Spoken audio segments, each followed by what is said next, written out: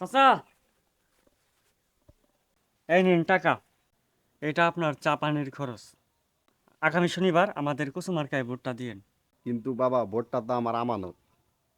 ধরু, আমারও দিয়ে কি হবে? এই টাকাটা চাল কিনুন, ডাল কিনুন, আর ভোটটা দিয়েন। মনে থাকে জানো। চাচা, আপনি যে টাকাটা নিলেন সত্যি কি আপনি তাকে ভোটটা দিবেন?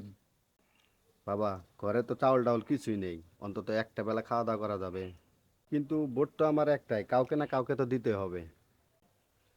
চাচা, আপনি হয়তো ভাই 500 টাকা দিয়ে দুদিন খেতে পারবেন, কিন্তু আপনার এই একটা ভুল ভোটের কারণে হয়তো আপনাকে আগামী 5 বছর এর চেয়েও আরো বেশি দুঃখে কষ্টে থাকতে হতে পারে। ভোট বিক্রি করা মানে নিজের ভাগ্যকে বিক্রি করা।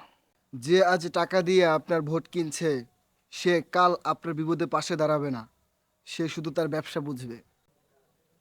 বাবা, তুমি তো ঠিকই বলেছো। কয়টার টাকার জন্য বাচ্চাদের ভবিষ্যৎ তো নষ্ট করতে পারবো না। আমার ভোট আমি তাকে দেব যাকে আমার যোগ্য মনে হবে। চাচা, আপনি ঠিকই বলেছেন। টাকা জারি হোক, ভোট আপনার বিবেকের।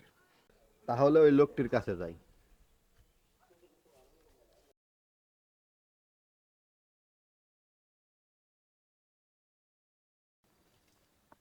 এই নিন আপনার টাকা। আমার ভোট আমানত, বিক্রি করার জন্য নয়।